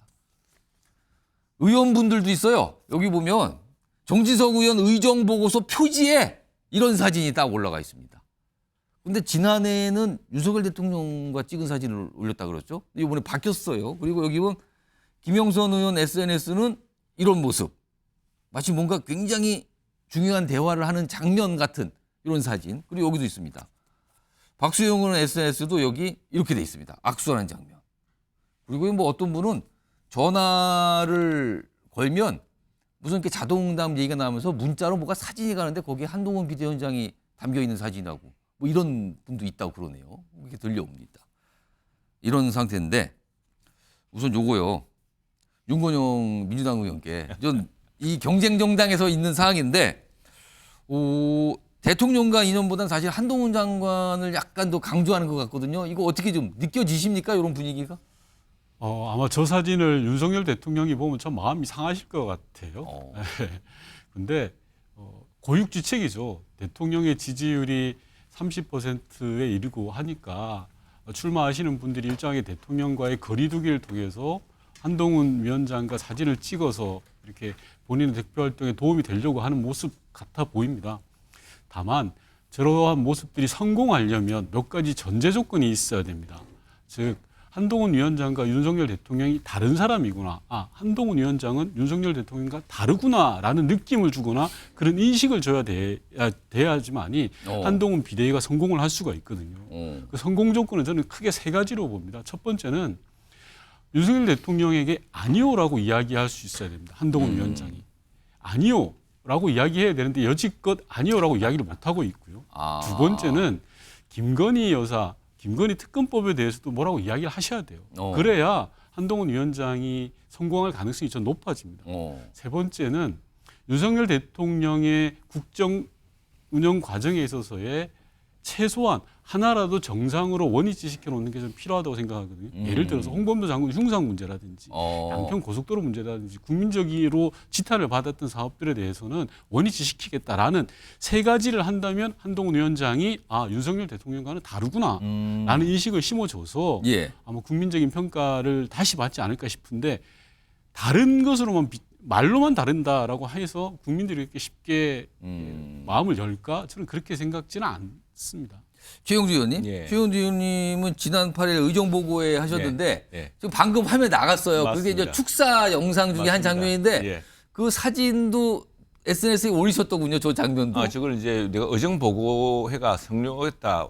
그 1월 초에 첫 월요일인데 바쁘신 중에 와서 고맙다 이런 이제 하면서 소개한 사진이고요. 근데 저보다 저는 뭐 사실은 지난 10일 날 경남도당 위원장이어서 신년회 하면서 바로 그 비대위원장 옆자리에 있고 계속 앞뒤로움을 하는 바람에 엄청나게 노출이 많이 되었습니다. 근데 지금 사실은 우리 당 비대위원장이고 지금 신년 인사회도 하고 또 의원들과 많이 만나고 있기 때문에 자연스러운 현상이죠. 그리고 어쨌든 비상대책위원장이 비상이 아니겠습니까? 우리 당이 비상이어서 이 비상 상태인 우리 정당을 구하겠다고 지금 이제 참 헌신한 거 아니겠습니까? 헌신하는데 우리 당 의원들이 힘을 보태줘야 되지 않겠습니까? 그래서 그 힘을 보태주는 과정이고 그 과정에서 우리 의원들도 덩달아서 같이 얼굴을 비치고 그 뭐 당연한 일인데 이 때가 지금 신년 인사이고 각 시도당마다 행사가 많았고 또 이제 신년 의정보고 신년 인사회 때 지금 뭐 비대위원장이 예. 축사를 하는 경우가 많기 때문에 자연스럽게 이렇게 현상이라고 노출이 되는 봅니다. 거다. 그리고 지금 뭐 비대위원장에 대한 인기가 사실은 우리 당에 높기 때문에 그것도 당연한 일이고요. 또 비대위원장 중심으로 힘을 모아야 안 되겠습니까? 그래서 지금 공천룰이 조금 여러 가지로 이거 참 이렇게 딱 이렇게 하는 이거 어떻게 생각해야 될지 싶지만 많은 의원들이 지금 비대위원장 중심으로 비대위원장이 지금 출범시킨 공관위원회가 제시한 지금 공천 기준을 공천 경선 기준을 지금 따를 수밖에 없는 그런 상황 아니겠습니까? 자, 이 사안과 관련해서 민주당도 굉장히 관심 있게 보고 있는 것 같아요. 홍익표 원내대표가 뭐 관련된 얘기를 좀 꺼내놨습니다. 들어보시죠. 대통령 부부가 모두 사라져버린 것은 대통령실과 여당의 선거 전략으로 보입니다. 여당 스스로 만든 대통령을 사실상 유폐하고 식물 상태로 만들어버리는 것은 어이가 없습니다. 이 와중에 한동훈 비대위원장은 전국을 다니면서 사실상 한동훈 대통령이 신년 인사를 하는 것 같이 활동하고 있습니다. 대통령이 바뀐 것 같습니다. 송영우 의원, 지금 일각에서는 이런 선상에 대해서 이번 총선을 한동훈 대 이재명 구도로 가져가려는 게 국민의힘의 어떤 총선 전략 아니냐, 이런 해석까지 내놓거든요. 이건 어떻게 보십니까? 그런 해석이 뭐 저희로서는 싫지는 않습니다. 솔직히 지금 한동훈 비대위원장이 가장 많은 주목을 받고 있고 또 새롭고 스마트한 정치인으로 기대를 받고 있잖아요. 그러면 한동훈 위원장 대 이재명 대표도 프레임이 형성되면은 뭐 국민의힘 입장에서는 나쁠 게 없죠. 그리고 아까 이제 말씀하신 그 의정보고의 사진이나 이런 거는 사실 이제 의정보고의 출판 기념일 이런 것들이 다 이제 1월 10일까지 마감이 되지 않았습니까? 그 시기에 한창 한동훈 비대위원장이 전국을 돌면서 신년 인사회를 다녔고 많은 주목을 받았죠. 그러다 보면은 그 사진을 쓰고 뭐 SNS에 올리고 하는 거는 굉장히 자연스러운 현상입니다. 그리고 지금 한동훈 위원장의 어떤 당원과 지지층의 기대는 굉장히 높아요. 제가 지금 여기서 여론조사 수치를 구체적으로 언급을 할 수는 없지만 어쨌든 굉장히 그 기대가 높아지고 있는 것이 객관적으로 보이기 때문에 한동훈 대 이재명 이런 프레임을 뭐 회피할 이유도 없고 오히려 홍익표 원내대표가 저렇게 평가하면 국민들이 그렇게 받아들일 거예요. 야당에서도 인정할 정도로 그 프레임이 지금 막강하구나. 그래서 홍익표 원내대표가 사실은 국민의힘을 굉장히 도와주는 말씀을 하셨다, 저는 그렇게 생각합니다. 김성환 평론가, 홍익표 원내대표가 국민의힘 쪽에 유리한 말을 한 겁니까? 어떻게 보세요? 그러니까 저 프레임이 차라리 여당에 낫다, 지금 이런 얘기인데 지금요. 글쎄요, 동의하시는 분이 얼마나 될지 모르겠는데요. 저는 국민의힘이 2012년 총선 때 그때 성공 모델을 벤치마킹하고 있다, 이렇게 생각하거든요. 당시 이명박 대통령이 지지율이 별로 높지 않았어요. 임기 말이기도 했고요. 그래서 박근혜라고 하는 정치인을 앞세워서 그래서 총선에서 150석 넘게 가져갔거든요. 그때도 다 진다고 얘기는 나왔는데 박근혜라고 하는 정치인의 파워가 사실은 그렇게 만들어 놓은 측면이 있단 말이에요. 그러니까 그걸 벤치마킹해서 이번에도 좀 그렇게 해야 되겠다, 이런 생각들을 하는 것 같아요. 그러니까 윤석열 대통령 지지율이 높지 않은 상황에서 이거 뭐 정권 심판원으로 가면 이번 선거 이거 질 수밖에 없다라고 보는 것이고, 그러니까 결국은 야당 심판원을 제기하기 위해선 간판이 되는 얼굴을 교체하지 않을 수가 없는 상황이 돼버린 거죠. 그러니까 윤석열 대통령은 그동안에 밀린 숙제하듯이 민생 문제 관심 안 가졌었는데 요즘 적극적으로 뭐 감세 얘기, 선심성 정책 얘기 굉장히 많이 내놓고 있잖아요. 그렇게 하면서 일정 부분 그걸 상쇄를 하고 한동훈 비대위원장을 내세우면서 도덕성, 민주당의 도덕성 문제, 운동권 세력을 척결해야 된다, 이런 얘기들을 하면서 결국은 야당 심판으로 논으로 프레임을 전환하는 게 이번 선거의 구도에 있어서 좀 유리하지 않겠느냐, 이게 좀 여당의 전략이라고 보입니다. 그걸 보는 민주당은 어떨까요?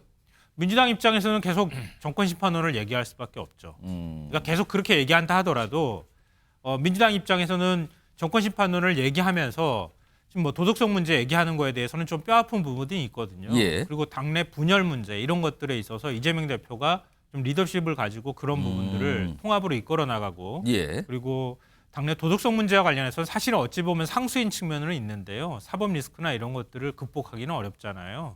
근데 거기에 따르는 또 반대의 어떤 피로감도 있는 상황이기 때문에 민주당 입장에서는 또 다른 어떤 카드를 내밀 것인지, 이 카드가 무엇이 될 것인지에 대해서 아마 고민을 많이 하고 있을 거라고 저는 생각합니다. 한동훈 대 이재명이라는 프레임이 살아나기 위해서는요. 제가 조금 전에 말씀드렸던 것처럼 아까 세 가지 조건 말씀하셨는데 한동훈 위원장이 윤석열 대통령과 다른 길을 가셔야 돼요. 예를 들어서 2012년에 이명박 대통령 지지율이 안 좋을 때 박근혜 비대위원장을 모시면서 김종인 위원장을 또 모셨어요. 이 말은 뭐냐고 하면 경제민주화라는 이제 이명박 대통령과는 다른 칼라를 예. 보였단 말입니다. 그래서 예. 제가 아까 세 가지 이야기를 말씀을 드렸던 거거든요. 그러니까 한동훈 위원장의 과제는 윤석열 대통령과 다른 모습을 보여야 돼요.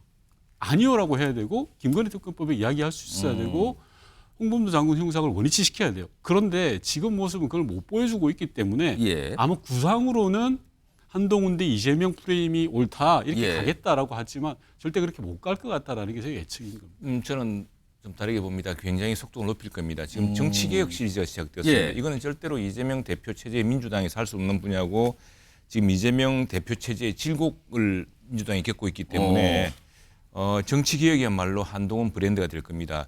여당하고 여당의 입장에서는 대통령과의 2인 삼각입니다. 대통령과 자꾸 수평이나 수익이냐 그러는데 정부 여당은 공동 명체이기 때문에 예. 책임을 져야 되고 누가 효율적으로 2인 삼각의 속도를 내느냐. 대통령실의 생각은 다르고 또 여당의 생각은 다르고 이럴 수가 있습니다. 또 정부의 생각은 또 다를 수가 있습니다. 예. 이 2인 삼각을 얼마나 빨리 능력 있는 정부를 보여주는 것이 중요하고요. 최근에 저희가 따뜻한 정부, 능력 있는 정부, 문제 해결 정부를 보여주겠습니다만 이걸 회복하는 게 중요할 것 같고 또 하나 지금 동료 시민, 선민 후사 이러면서 완전히 여의도의 문법과 여의도 사투리와 다른 말을 쓰고 있습니다. 그리고 국회의원 정원 축소라든가 국회의원 특권 폐지, 이제 정당 개혁까지 나갈 겁니다. 나가게 되면은 지금 민주당이 겪고 있는 민주당이 당대표의 사법 리스크를 방탄하기 위해서 지난 1년 반 동안 겪어왔던 그런 난맥을 이제 완전히 대비되는 상태로 보여주기 때문에 아마 이재명 대 한동훈 이런 구도가 된다면은 정치 개혁이냐 아니면은 정치를 정말 질식시키는 그런 구태냐 하는 큰 이 양분이 되어서 우리 선거에 새로운 바람을 일으킬 것 봅니다. 알겠습니다. 지금 보니까 두 분 의원, 현역 의원들 계속 말씀하시는데 이제 공격 포인트들이 각각 있어요. 지금 보면은 말씀에 다 녹아 있는데 요거 유동도로 하고요. 지금 길게 쭉 갔는데요. 자, 지금 시각을 보니까요. 오후 6시 13분. 지금 뭐 거의 다 지나가고 있고요. 여러분께서는 지금 대한민국 시사의 중심 MBN 뉴스와이드를 보고 계십니다.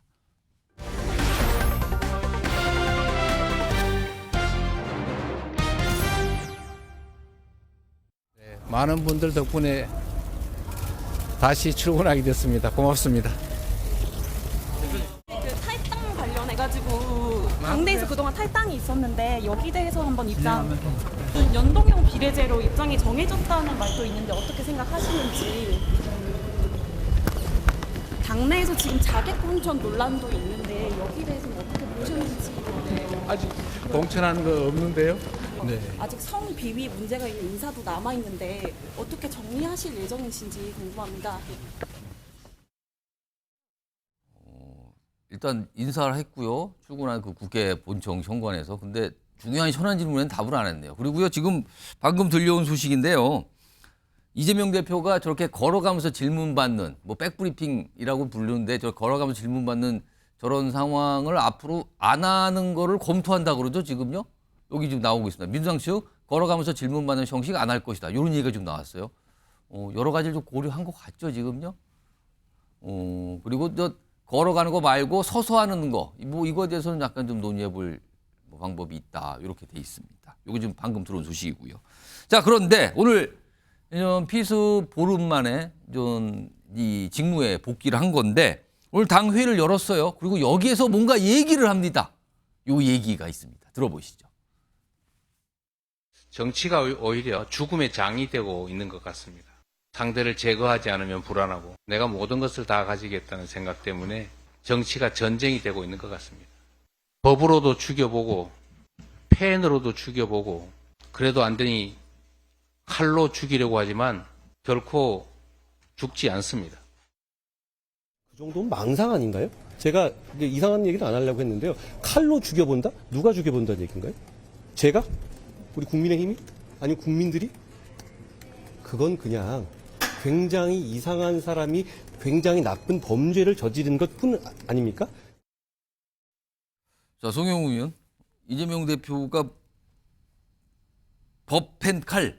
근데 거기 앞에 주어는 사실 없었어요. 뭐 죽이려 하는 자가 누군 주어는 없었는데 그리고 또 이에 대해서 한동훈 비대위원장은 이거 망상 아닙니까? 약간 이런 반응인데 어떻게 들으셨습니까? 저도 이재명 대표의 그 발언을 굉장히 이해하기가 어려웠습니다. 뭐 법펜 칼로 죽이려고 한다고 하는데 우리가 범죄 혐의가 있는 사람에 대해서 법에 따라서 수사를 하고 기소를 하는 게 법으로 사람을 죽이는 겁니까? 굉장히 좀 수긍하기 어려운 얘기고요. 그다음에 펜을 얘기한 거는 더더욱 잘못됐어요. 이거는 이재명 대표가 정말 언론인들께 사과해야 될 일이라고 생각합니다. 펜을 죽인다고 하는 거는 결국에는 그 비판적인 기사, 비판적인 언론을 겨냥한 걸로 보이는데 언론이 공적 기능에 따라서 정당한 비판 역할을 하는 것이 어째서 펜으로 사람을 죽이는 겁니까? 이거야말로 정말 그 언론인들께 사과하셔야 될 문제예요. 그래서 이재명 대표가 뭐 여러 가지 힘든 일을 겪으신 거는 충분히 이해하고 또 공감을 하는데 이렇게 자꾸 문제를 비약시켜서 뭐 법펜 칼 이런 말씀하시는 게 굉장히 안 좋아 보이고요. 한 가지만 짧게 더 말씀드리면은 조금 전에 아까 이제 그 걸어가면서 받는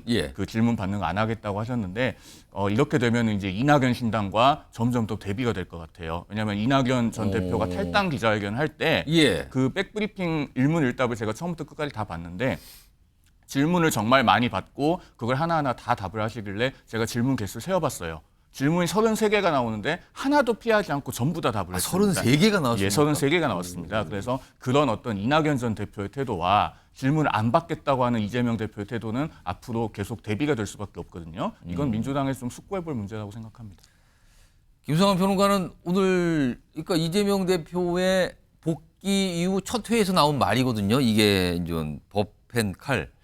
본인의 어떤 상황을 감안한 것 같기도 한데 어떻게 들으셨습니까? 그러니까 상징이라고 하는 건 물론 다른 사람마다 해석하는 사람마다 좀 다를 수 있는데요. 제가 상징을 해석해 드리면 또 그럴 수 있겠구나 이렇게 생각하실 것 같은데요. 그러니까 이재명 대표 수사 과잉이었다고 정치 수사였다고 하는 게 야당의 시각입니다. 그러면 법을 앞세워서 그동안에 야당 대표를 계속 지속적으로 수사를 해왔던 거 아닙니까? 근데 아직 유죄 판결 받지도 않았어요. 받지도 않았는데 전직 법무부 장관이라는 사람이 자기가 검사로서 수사를 했다고 하는 사람인데 굉장히 이상한 사람들이 굉장히 나쁜 범죄에 대한 얘기를 한다고 이렇게 단정적으로 얘기를 하네요. 근데 법을 앞세웠던 사람 아닙니까? 그것도 좀 이해가 안 되고요. 어찌됐든 야당 입장에서는 이런 식으로 제1야당 대표를 수사하는 거 이거 야당 탄압이라고 인식할 수 있잖아요. 그런 의미에서 법을 얘기한 거 아닌가 싶고요. 펜이라고 얘기하셨는데 예를 들어서 하나만 말씀드릴게요. 유일인 방송통신심의위원장 청부 민원 문제가 제기됐잖아요. 경찰이 청부 민원 문제 제기되고 난 다음에 바로 압수수색 들어갔어요. 압수수색을 했으면은 청부 민원을 압수수색해야 되는 게 원래 맞는 거 아니에요? 국민권익위에 그 민원이 제기됐던 것도 그 부분이었었고 애초에. 근데 그거를 공익 고발을 했다고 해서 제보를 했다고 하는 사람이 누군지 찾는 거 아니냐 이런 의심을 받고 있고요. 그걸 문제 제기한 야당 위원 2명에 대해서 오늘 윤석열 대통령이 해촉한 제가 했어요. 그러면 방송통신심의위원회라고 하는 기구가 방송이 제대로 공정하게 보도를 하고 있는가를 심의하는 매우 중요한 기구입니다. 근데 위원이 9명인데요. 이렇게 해버리면은 여당 의원 4명 대 야당 의원 1명이 돼요. 왜 굳이 대통령이 이렇게까지 나서서 합니까? 그냥 둬도 되는 거 아니에요? 굳이 여기에 개입할 이유가 뭐가 있습니까? 그럼 총선 앞두고 있는 상황에서 야당에 편향된 거 여권에서 바라볼 때 그렇다고 하면 그냥 바로 심의 올려서 결정할 수 있어요. 막 경고도 하고요. 거기에 따르는 과징금도 막 물릴 수도 있어요. 이렇게 하는 거 야당 입장에서 바라볼 때 이거 언론 탄압이라고 인식할 수 있지 않겠습니까? 좀 그걸 편이라고 생각하고요.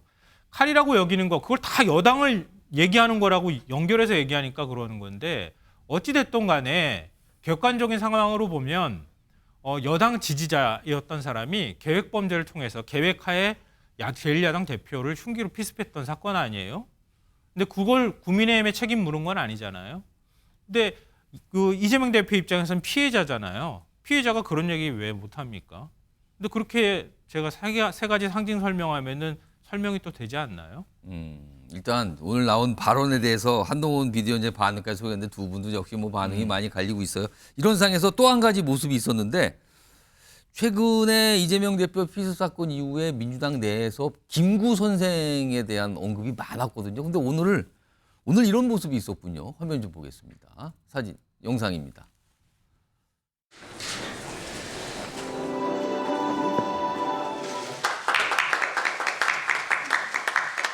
김구 선생은 제가 대한민국 역사 속에서 가장 존경하는 인물이십니다.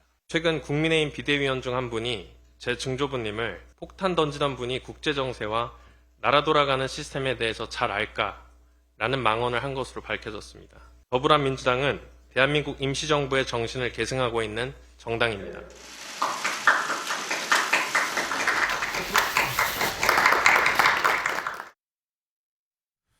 당대표 회의실에 통상 전직 대통령, 그 당 소속 전직 대통령들 사진인데 오늘 김구 선생 사진까지 걸렸는데 앞서서 민주당에서 김구 선생 얘기를 많이 꺼냈다고 제가 아까 얘기 드렸잖아요. 그 모습, 그 목소리 좀 들어보겠습니다.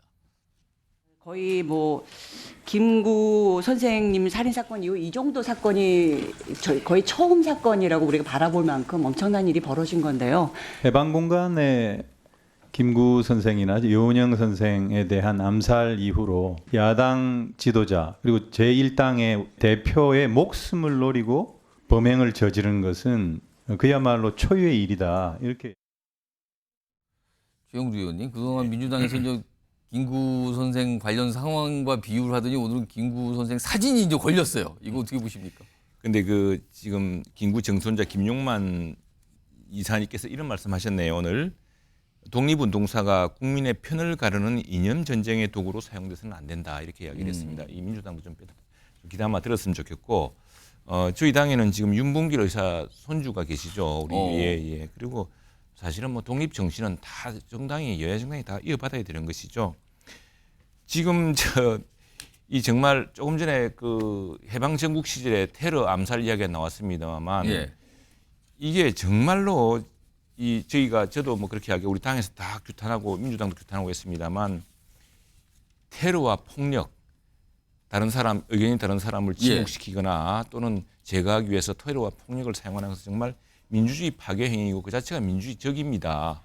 그리고 바로 이런 그 민주주의를 무너뜨리는 이런 행태가 정말 전체주의와 폭정을 더 강화시키는 경우가 많습니다. 오히려 이걸 가지고 이득 삼아서 정치적 자산으로 삼는 사람도 있지 않습니까? 그리고 지금 아까 뭐 법펜 칼 이야기 했는데 참 한참 잘못된 것이 이 사법 리스크라는 것이 우리 윤석열 대통령 들어와서 또 윤석열 이후에 임명한 검찰이 뭐 잘해서 수사한 게 아닙니다. 이게 민주당 내에서 경기도 지사 때 또 성남시장 때 일이 불거져서 문재인 정부 시절에 검찰이 수사를 시작했는데 무엇 때문에 자꾸 검찰 수사가 늦어지고 재판이 늦어져가지고 이 정부가 늦어진 겁니다. 그래서 빨리빨리 이 이재명 대표도 당사자인 만큼 그냥 그 국회의원 특권 같은 거 누리지 않고 재판에 빨리 응하고 했으면은 진작 유죄 여부가 가려졌을 사건이에요. 그런데 그걸 국회의원이 되어서 방탄을 행사해서 단식까지 해가면서 찬성 투표 못하게 하려고 막았지 않습니까? 그래놓고 지금 당 대표라는 걸 통해서 공천권을 두고 있으니까 모든 의원들이 지금 당 대표 눈치 보는 그런 상황 아니겠습니까? 이런 그 불합리한 모순적인 상황을 스스로 자초한 분이지 않습니까? 그런데 그런 분이 지금 그렇게 이야기하는 것에 대해서는 민주당 내에서 상당히 많이 공감하기 힘들다라는 의견이 많은 것으로 알고 있습니다. 알겠습니다.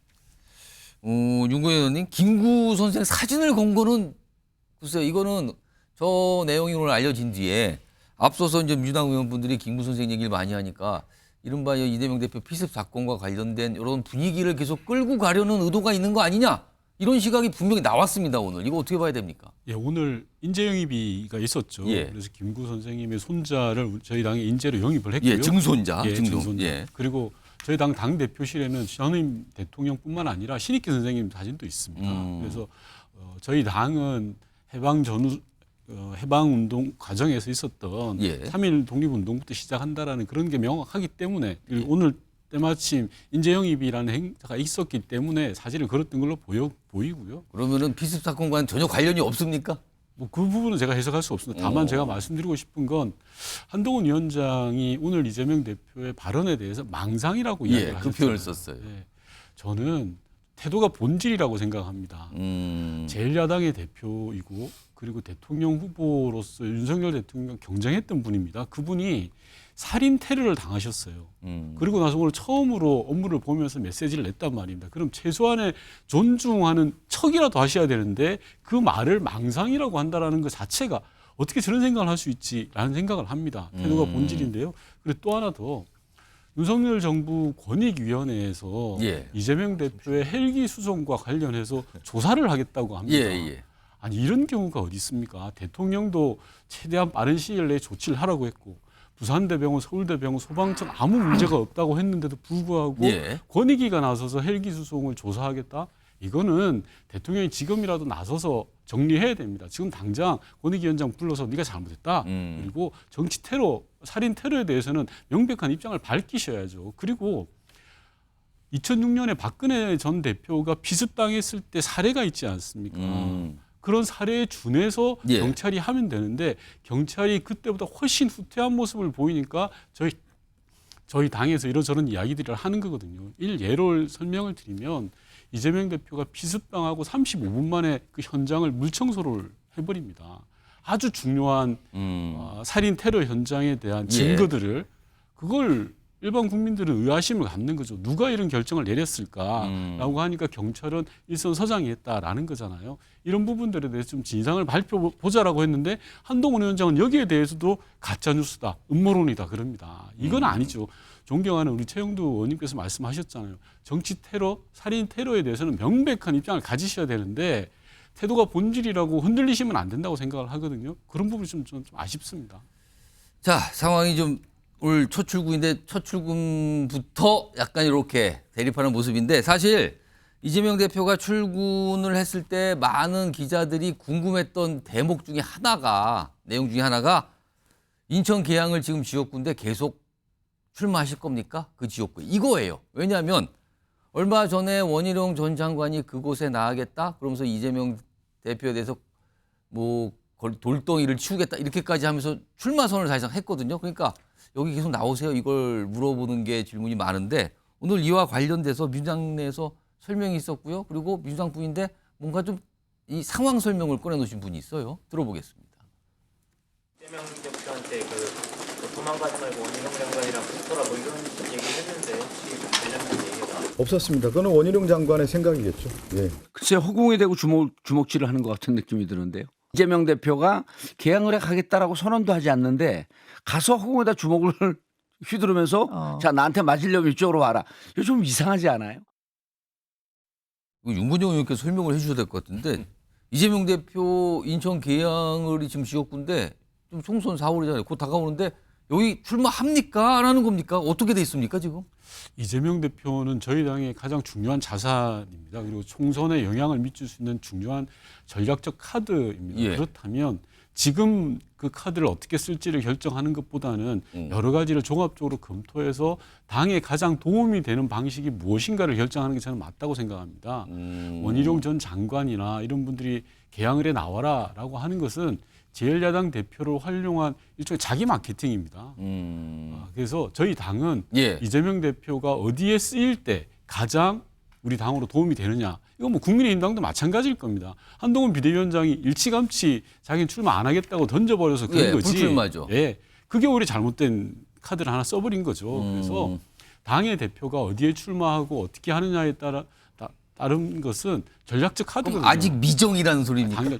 알아도 이야기 안 하는 거죠. 아, 그러면은 그 방식에는 지금 계양을 해 그대로 출마하는 방안, 다른 지역구로 가는 방안, 비례대표로 가는 방안 이런 게 다 있는 겁니까? 다 열려놓고 있고 우리 당에 도움이 되는 것 그리고 윤석열 정권에 대한 일방 독주를 어떻게 심판할 수 있는데 도움이 되느냐에 따라서 결정할 문제라고 저는 생각합니다. 그러면 언론에서 매일 얘기하는 명룡대전이 벌어질지 안 벌어질지 아직은 잘 모르겠다 이거네요. 지금 원희룡 전 장관은 가겠다고 했는데 이재명 대표는 아직 정해지지가 않았다. 이거네요. 지금 상황은요. 원희룡 전 장관의 바람이고 마케팅이죠. 알겠습니다. 야당 대표로 활용한 마케팅.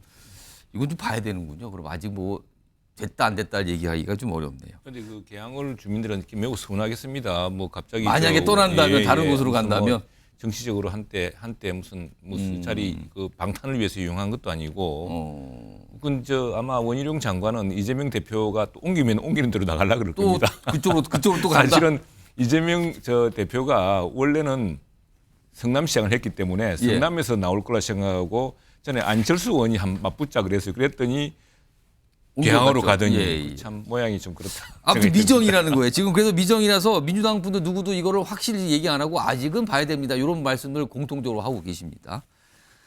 다음 주제에 등장하시는 분도 누구 잡으러 간다 이 얘기를 오늘 꺼내놨네요. 제목으로 보겠습니다. 술잔 식기 전에 돌아온다. 이거 어디 상복지 뭐 이런 데서 이 싸움하러 나가기 전에 누가 하신 분 아닙니까? 얼른 오겠다고 술잔 식기 전에 돌아온다. 오늘 이 얘기를 하신 분이 있는데 일단 서울 마포린 정청래 민주당 의원 지난해 10월에 본인 지역구에 누가 온다 이런 얘기가 잠시 있었거든요. 그 당시에 꺼내놓은 말이 있어요. 누구 오라고 들어보시죠. 장관도 온다고 오늘 만에 하더니 아무 소식도 없고 제가 무슨 안동역입니까? 그래서 저는 제 지역으로 온다면 손님이니까 이제 반갑게 맞이해야 되고 또 못 오신다면 또 서운한 일이죠. 근데 저는 태경 의원은 좀 약체라고 생각하고 그래도 약체다. 여당 대선 주자 1위인 한동훈 정도가 와야 제 의욕이 불타지 않겠습니까? 근데 오늘 정청래 의원을 잡으러 간다고 하신 분이 있었습니다. 들어보겠습니다. 개딸 전체주의, 운동권의 특권 정치, 이재명 개인 사당화로 변질된 안타까운 지금의 민주당을 상징하는 얼굴이 바로 정청래 의원입니다. 마포을에서는 민주당이 유리한 곳이니 어차피 정청래가 될 거다 어쩔 수 없다고 합니다. 어쩔 수 없지 않습니다. 우리 국민의 힘의 후보로서 김경률이 나서겠다고 하고 있기 때문입니다. 제가 구성한 비대위원이기도 하신 김경률에게서 앞으로 나와주십시오. 제가 이렇게 양지만 찾아다니면 너무 욕먹지 않을까 이런 걱정을 했습니다. 그리고 오늘 이곳 마포에서 우리 국민의힘에게는 험지라는 말이 사라졌습니다. 지금부터 격전지입니다. 약속드립니다. 술잔이 식기 전에 돌아오겠습니다. 감사합니다. 술잔 얘기가 저기서 나왔군요. 일단 송영문 위원 이거 어떻게 봐야 됩니까? 이게 어떤 국민의힘이 어떤 좀 구상이 있는 겁니까 지금요? 이거 어떻게 봐야 됩니까? 그 마포을이 이제 전통적으로 국민의힘의 험지라고 불려졌었죠. 예. 오늘 김경률 비대위원이 좋은 말씀하신 것 같아요. 이제부터 여긴 험지가 아니고 내가 도전하는 이상 격전지다라고 말씀해서 일단 프레임 전환했고 사실 이제 그 국민의힘에서는 마포을에 이제 같은 분이 계속 도전을 하셔서 3번 내리 낙선을 하셨습니다. 이번에 어제 발표된 공천 룰에 의하면은 그게 지금 경선에서 30% 감산 대상이거든요. 그래서 사실 후보 교체가 상당히 유력한 상황이고 그런 상황에서 지금 김경률 비대위원이 도전을 하겠다고 하는 것인데 그 두 가지 의미에서 좀 가능성을 높게 볼 수 있을 것 같습니다. 하나는 김경률 비대위원 본인이 가지고 있는 어떤 그 당의 확장성입니다. 그러니까 이분은 호남 출신이고 그다음에 전통적으로 진보 계열에서 활동을 하셨고 또 참여연대에서 오래 활동하셨는데 어떤 정치적인 거 위주로 활동하시기보다도 경제민주화에 굉장히 전념을 해오셨어요. 그래서 지금 그 비대위원으로 들어오기 전에 맡고 있는 단체도 경제민주주의 21이라고 하는 시민단체였고 그렇기 때문에 전통적인 국민의힘 지지층에 더해서 어떤 민주당의 실망한 중도층, 스윙 보터를 흡수할 수 있는 카드로서 상당히 매력이 있을 것 같고 그다음에 이 마포을은 지금 저희가 뭐 양당에서만 나와서 얘기를 하고 있습니다만은 정의당의 장혜영 의원이 또 여기에 출마를 공언을 하지 않았습니까? 이 지역은 그래서 3자 구도가 될 가능성이 높아요. 그러면은 정청래 의원이 과거에 이제 방송에서 아까 저희가 보셨다시피 호언장담했지만 상당히 긴장하셔야 되는 상황이 아닌가 저는 그렇게 보고 있습니다. 김수환 평론가, 정청래 의원으로서는 긴장할 상황입니까? 어떻게 판단하세요 지금 이렇게 분위기가 가면? 저는 무게감이 안 맞는 것 같은데요. 아 무게감이 안 맞는다고요? 그러니까 한동훈 비대위원장 오라고 했더니 김경률 회계사가 오는 거는 이게 너무 체급 차이가 너무 많이 나는 거 아닌가 이런 생각을 좀 했고요. 저는 아까 이제 한동훈 비대위원장 연설하는 거 보면서 연설하는 거 좀 바꿨으면 좋겠어요. 그러니까 연설하는 태도를 좀 바꿔야지 더 호감을 좀 더 많이 받지 않을까 생각했어요. 옛날에 안철수 의원이 간철수 뭐 이런 얘기 듣다가 강철수 이런 얘기 나왔었잖아요. 그러니까 본인 스스로를 정치는 좀 바꿔가는 과정들이 필요한 건데 한동훈 비대위원장은 아마 주변에서 얘기 안 해주나 모르겠어요. 그러니까 저런 연설 태도, 저런 말투 이런 것들을 좀 정치인으로서 바꾸면은 좀 더 호감을 많이 받지 않을까 이런 생각했고요. 그러니까 굉장히 오늘 장면 흥미롭게 저는 봤어요. 왜냐하면 반조국을 외친 김경률 회계사 그리고 조국 수사를 기획했던 한동훈 비대위원장 검사장으로서요. 그랬던 두 사람이 만난 거예요. 만나가지고 한동훈 비대위원장이 김경률 회계사 비대위원 손들어주면서 뭐라고 얘기했냐면요. 김경률은 진영과 무관하게 공정과 정의를 위해 평생 싸워왔다. 부조리가 있는 곳, 약자에 대한 억울함이 있는 곳에 늘 김경률이 있었다. 이렇게 얘기를 했거든요. 근데 제가 그 문장을 그대로 적용을 하면 예. 한동훈 비대위원장 국민의힘에 적용되는 얘기가 아닐까 하는 생각을 저는 했어요. 순간적으로. 이게 무슨 얘기냐면요. 어제 경찰이 한동훈 비대위원장 딸 그 논문 대필 의혹과 관련해서 무혐의 처분 내렸잖아요. 1년 8개월 동안 수사했다고 하는데 압수수색도 한 번도 안 하고 뭐 관련자 소환도 한 번도 안 했다고 하는데요. 약탈적 학술지라고 불렸던데 거기다가 심사 기준이 뭡니까? 이렇게 물어봤는데 아무런 대답을 안 하더라. 그러니까 심사 기준을 확인할 수 없어서 우린 무혐의 판단을 내렸다. 뭐 이런, 아니 그걸 경찰이 수사하라고 경찰한테 수사권 주는 거 아니에요? 그런 어처구니 없는 이유로 무혐의 판단 내렸어요. 조국 전 장관 자녀 입시 비리 뭐 입시 의혹과 관련해서 수사하고 했던 거 아닙니까? 한동훈 비대위원장이 검사 시절에. 근데 자신의 딸과 관련해서는 왜 아무 말 안 하는 거며, 지금 경찰이 이런 논리로 무혐의 처분 내렸는데 보안 수사해야 되는 거 아니에요? 왜 갖다부터 말이 한마디도 없어요? 그래서 저 장면 보면서 저는 와, 새로운 부조리극을 보는 느낌이다. 자기는 공정과 정의를 내세우면서 진짜 한동훈 비대위원장은 공정합니까? 정의로웁니까? 예. 롭습니까? 라고 제가 물어보고 싶었어요. 자, 지금 한동훈 비대위원장 얘기를 아까도 했었고요. 지금도 있고 공천 관련인데 지금 패널분들 보시면요. 딱 기회가 될 때마다 한동훈 장관 옛날에 무슨 일이 있었잖아요. 그리고 또 어떤 분은 김건희 여사 관련된 얘기 계속 끌어놓으세요. 그러니까 이게 주제가 주제마다 지금 가지를 막 뻗어가요. 근데 너무 뻗어가면요, 이거 뭐 굉장히 시간이 많이 걸립니다. 그래서 조금 줄어들 텐데, 마포하지만 이 사실은 예. 뭐 그렇게만 보려는 아니고 사실은 정청래 의원은 어쨌거나 말빨이 엄청 센 분 아닙니까? 그래서 그렇죠. 예, 저는 뭐 상임위를 2번 같이 해봤는데 그 정청래 의원하고 말빨 싸움 하려 그러면은 좀 각오를 해야 됩니다. 그리고 1, 2 펀치 다음까지 뭐 나올까지 생각을 해야 돼요. 카운터 펀치를 뭘 날릴지. 잘못하면은 정말로 그 말빨에 망신당할 수가 있습니다. 그래서 그런데 저는 아마 이번에 마포 선거가 굉장히 화제 지역구가 될 겁니다. 뭐 정청래 의원이 지금 벌써 한동훈 비대위원장을 끌어들였는데 이제 김경률 우리 저 비대위원하고 한판 하려 그러면은 예.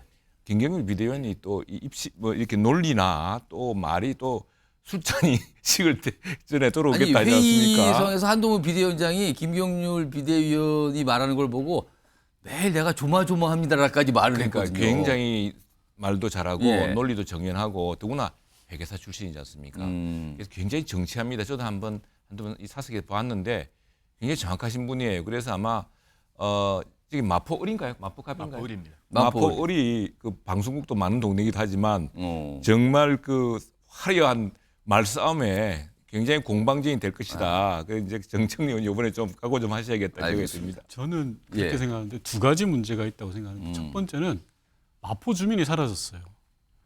저는 한동훈 위원장이 정청래 의원을 잡기 위해서 보낸다, 소위 말하는 자객 공천을 한다라고 하는 것 자체가 정치를 코미디로 만드는다고 생각합니다. 마포 주민이 필요한, 마포를 발전시키고 마포를 위한 사람을 보내겠다라고 하는 게 정치거든요. 예. 자기를 위해서, 집권 여당을 위해서 누굴 잡는다 만다, 자객을 공천한다라는 것 자체가 과연 여당 대표가 하셔야 될 말씀인지를 되묻고 싶어요. 여당이 잡아야 될 게 정청래입니까? 아니잖아요. 민생을 잡아야 되고 경제를 잡아야죠. 그럼 여당 대표는 그게 맞게 지역을 위해서 뭘 하겠다라고 하는 걸 내와야 되는데 그게 없다라는 걸 말씀드리고, 두 번째는 한동훈 위원장의 말에 시스템 공천이 날아가 버렸어요. 우리가 이 자리에서 처음 이야기했던 게 시스템 공천을 국민의힘이 도입하겠다라고 이야기했잖아요. 그런데 한동훈 위원장이 김경률 회계사를 마포에 사실상 공천을 하겠다는 식으로 소개를 해버립니다. 이렇게 되면 예. 우리가 앞서 이야기했던 시스템 공천이 다 무너지는 거죠. 이 말은 곧 비윤 반윤에 대해서는 과감한 숙청을 할 거야. 그리고 이번 선거는 내가 알아서 할 거야. 라는 걸 보여주는 거고, 그렇기 때문에 현재 마포을에서 국민의힘의 예비후보로 등록하셨던 분이 아주 강하게 반발하거든요. 기본이 안 됐다라고 이야기를 하시지 않습니까? 같은 당에서. 그래서 저는 이 두 가지를 꼭 짚고 싶습니다. 경선을 하게 될 거고요. 그러더라도 뭐 어쨌든 될 텐데, 그 한 위원장이 이런 말도 했습니다. 지금 민주당에 대해서 이야기하면서 노후 아파트 계획의 안전진단을 면제해서 재건축해서 서울 시민들의 주거 환경을 개선해 주겠다고 하는데, 이게 발목 잡고 하시는 이걸 포퓰리즘으로 몰아붙이면서 발목 잡는 민주당 아니냐. 이번 서울의 선거는 이런 정말 서울시 시민들의 주거 환경을 개선하고 서울 시민들의 행복 수준을 높이기 위해서 노력하는 정당과 이걸 파퓰리즘으로 해서 회방 놓고 발목 잡는 정당과의 싸움이 될 것이다. 또 이렇게도 각을 잡았어요. 그래서 그 부분은 뭐 마포 시민이 항상 중심에 있는 것이죠. 알겠습니다. 잠깐만요. 물가를 잡고 민생을 잡았으면 좋겠어요. 예, 잠깐만요. 지역 관련해서 얘기하다가 이제 민생 얘기만 물가 뭐 아파트 얘기가 나왔는데 사실 오늘 요렇게 김경률 회계사가 이제 마포를 뭐 간다 이렇게 소개까지 된 거잖아요. 도전하겠다. 근데 막상 국민의힘 내부에서도 여기 당협위원장이 계시거든요. 약간 반발하는 목소리도 좀 있었어요. 그리고 관련해서 한동훈 비대위원장이 조금 질문받고 설명도 좀 내놨는데 들어보겠습니다. 시민들 입장에서는 뭐 저런 우리는 진짜가 나타났다는 이렇게 승부해서 반드시 이길 거라는 말씀드립니다. 이렇게 승부해서 반드시 이길 거라는 말씀드립니다. 특정하게 누구를 거기다가 보내겠다 결정했던 취지는 아니에요. 아까 동률 회계사 같은 분이 자처해서 상징성 있게 싸워보겠다고 하시는 건 뭐 그분들에게 뭐 불이익을 준다든가 이런 의미는 아니었습니다. 공개된 자리에서 이런 반구 그 사전 말씀 없이 지목하다시피 하면서 또 단상에 세우고 이런 거 보면서 여러 가지 상념이 컸습니다. 네. 우리 마포구 당원들 또 지지자들 또 저희 지방의원들 많이 가 계신데 어쨌든 간에 거기서 그런 생각지 않았던 그런 말씀이 똑같이 충격을 받았을 거예요.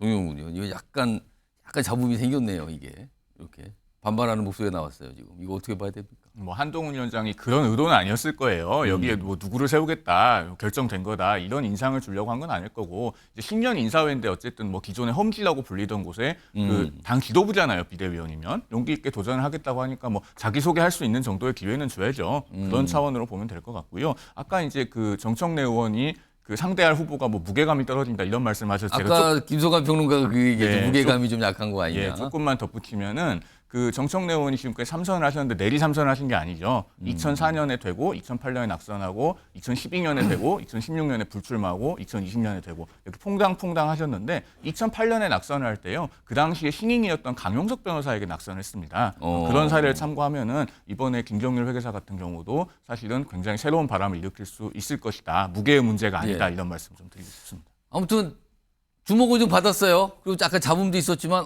그러면 어떻게 되는 거죠? 거기에서는 정청래, 김경률 아니면 또 다른 분? 어떻게 되는 겁니까? 약간 주목을 받은 상황이 됐습니다. 자, 다음은 마지막 주제가 준비되어 있는데요. 이 주제는 정치권에서 흔히 통상 앙숙이라고 불리는 두 분이 등장을 합니다. 뭐 어떤 분은 이렇게 얘기하면 앙숙 아닌데라고 얘기하지만 통상 그렇게 보여요. 제목으로 보겠습니다. 내가 다 해봐서 아는데 이런 얘기하면은 주변에서 안 좋아하는데 내가 다 해봐서 아는데 이런 얘기를 꺼내신 분이 있거든요. 이준석 전 대표가 최근에 신당 관련해서 당색을 공개했잖아요. 근데 이 색이 과거에 어떤 정당에서 썼던 색과 거의 같았다고 그러네요. 이와 관련된 목소리가 있습니다. 들어보시죠. 그 국민의당 1이 이제 사실 청록색과 연두색이었고 맞아요. 국민의당 2가 이제 오렌지색. 이었죠. 저희는 사실 파란 계열은 민주당이 다 썼고요. 국민의힘은 빨간색 계열이다 보니까 좀 피하려고 하다 보니까 오렌지 아니면은 그 초록색 계열인데 그런 그 당의 색깔이라든지 또 9.15 미래 개혁 이런 핵심 개념들도 다 제가 했던 것들 아닙니까?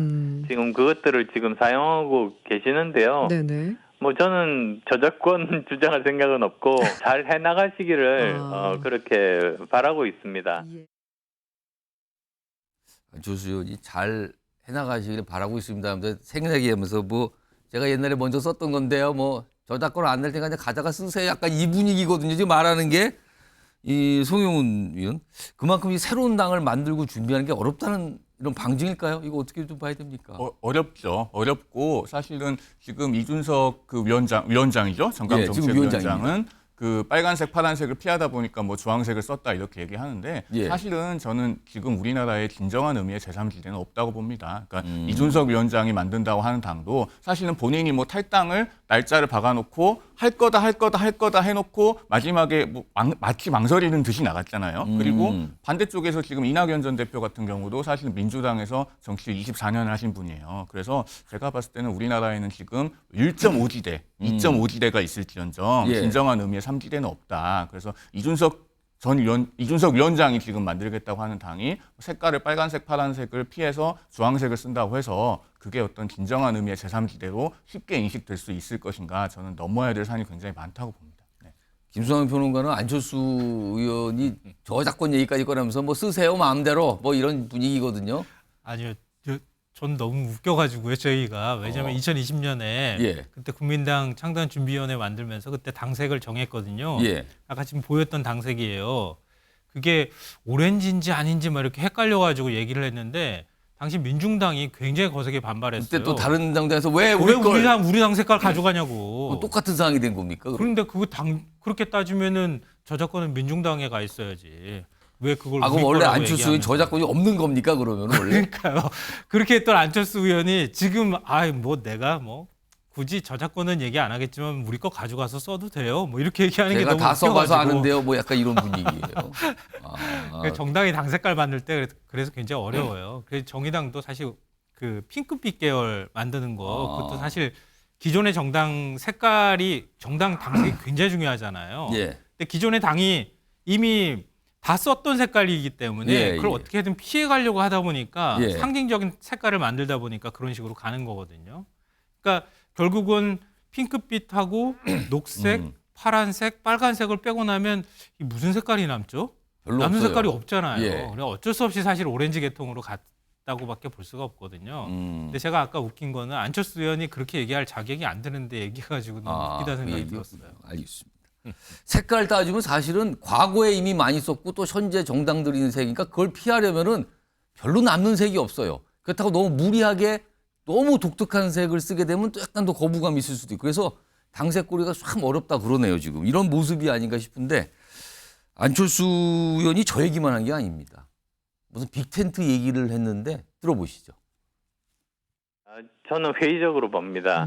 이념적으로 좀 너무 다르고요. 빅텐트를 한다고 하고 갈등이 표출화가 되면 그 실망감은 굉장히 커지게 마련이죠. 두 분은 특이하게 집권당의 전직 대표들이거든요. 네. 과연 화학적인 결합을 할 수 있을까? 저는 좀 비관적으로 생각하고 있습니다. 예. 의원님 앞에서는 뭐 색깔 여고는 잘해보세요 했는데 빅텐트 관련해서 안 될 것 같은데요 뜻인데요 지금요?